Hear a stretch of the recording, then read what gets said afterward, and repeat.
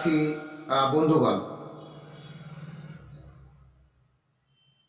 সমগ্র শিক্ষা বাঁচাও মঞ্চের পক্ষ থেকে সকলকে সংগ্রামী অভিনন্দন জানিয়ে আজকের এই উপস্থাপনা আমি আশা করব বাংলার শিক্ষিত জনগণ এই উপস্থাপনা শুনবেন এবং গ্রহণ করবেন, আমাদের পাশে থাকবেন। বন্ধুগণ, পশ্চিমবঙ্গ সমগ্র শিক্ষা মিশনের তথ্য অনুসারে 2021-22 সালের তুলনায় 2023-24 সালে প্রাক প্রাথমিকে 1 লক্ষ ছাত্রছাত্রী কমেছে। প্রাথমিকে কমেছে 1,38,000 মতো। অর্থাৎ মাত্র 1 বছরেই পশ্চিমবঙ্গে প্রাথমিক এবং প্রাক প্রাথমিক মিলে 2 লক্ষের বেশি শিশু সরকারি স্কুল ছেড়েছে। কোথায় গেছে তারা? দুটি বিকল্প আমাদের হাতে। 1, আর্থিকভাবে সম্পন্ন পরিবারের ছেলেমেয়েরা বেসরকারি স্কুলে ভর্তি হয়েছে। 2, আর্থিকভাবে দুর্বল পরিবারের সন্তানেরা প্রথাগত শিক্ষা থেকে বিদায় নিয়ে শ্রমের বাজারে ভিড় জমিয়েছে। কেন এই সরকারি শিক্ষা থেকে বিদায় নিচ্ছে তারা? সরকারি স্কুলে প্রবল শিক্ষক শূন্যতা। এ রাজ্যে 2000-এরও বেশি প্রাথমিক স্কুলে হয় শিক্ষক নেই, নতুবা একজন শিক্ষক।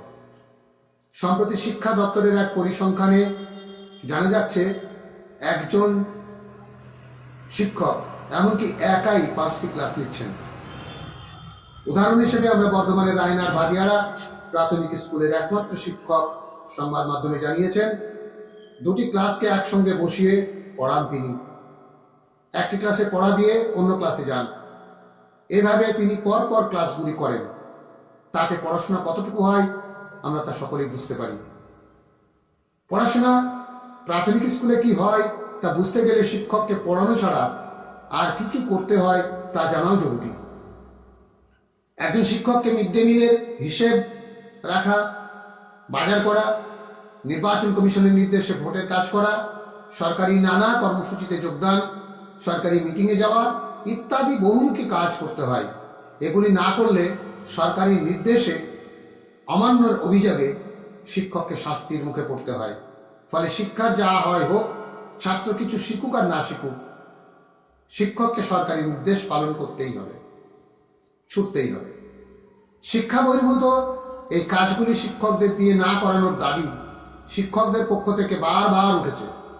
প্রাথমিক শিক্ষক সংগঠনগুলির তরফে বারবার দাবি জানিয়েছে প্রাথমিক স্কুলগুলিতে অশিক্ষক কর্মচারী নিয়োগ করা হোক, তাতে শিক্ষকরা পড়ানোর সময় বেশি পাবেন। কিন্তু পূর্বতন সরকার কিংবা বর্তমান কোনো সরকারই তা মানেননি। কেন এই শিক্ষক শূন্যতা? সরকার দীর্ঘ বছর ধরে শিক্ষক নিয়োগ পর্যাপ্ত সংখ্যায় করছেন না। যতজন শিক্ষক অবসর নিচ্ছেন সেগুলিকে নিয়োগ দিচ্ছেন না। কেউ কেউ বলার চেষ্টা করছেন অনৈতিক পদ্ধতিতে গ্রাম থেকে শহর বদলির যে প্রবণতা, তার জন্য সমস্যা বাড়ছে। কিন্তু এটা মূল সমস্যা নয়। গ্রামের শিক্ষক কম আর শহরে শিক্ষক উপচে পড়ছে, এটা আসল তথ্য নয়।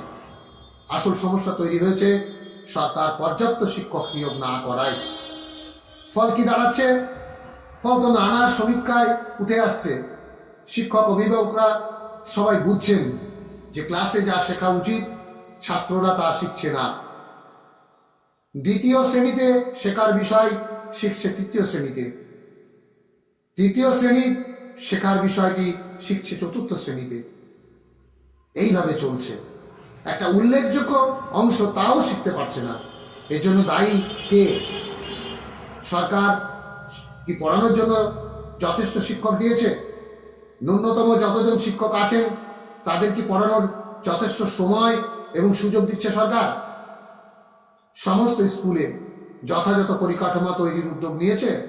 একদমই না।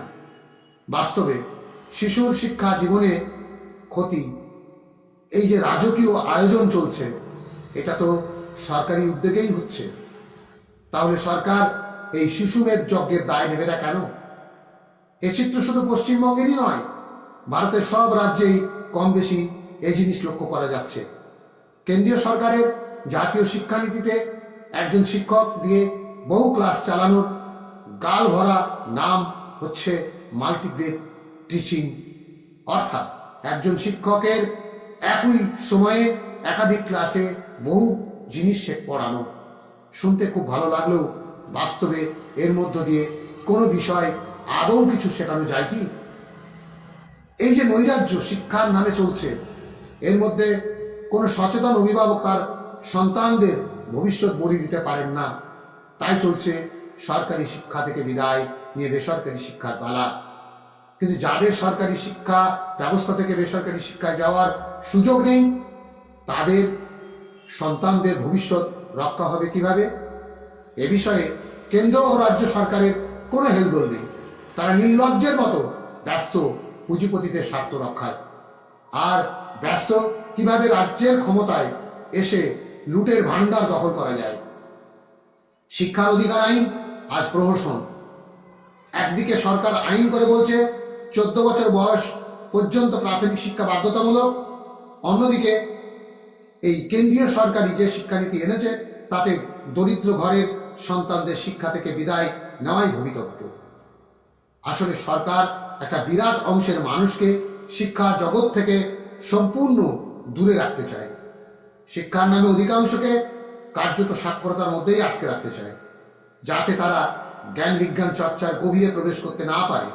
দেশের মধ্যে চলমান ঘটনা যুক্তি দিয়ে কার্যকারণ সম্পর্কের ভিত্তিতে বিচার করতে না পারে।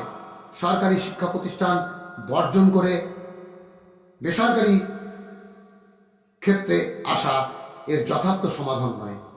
এর বিরুদ্ধে প্রবল নাগরিক সমাজে আন্দোলন গড়ে তোলা অত্যন্ত প্রয়োজন।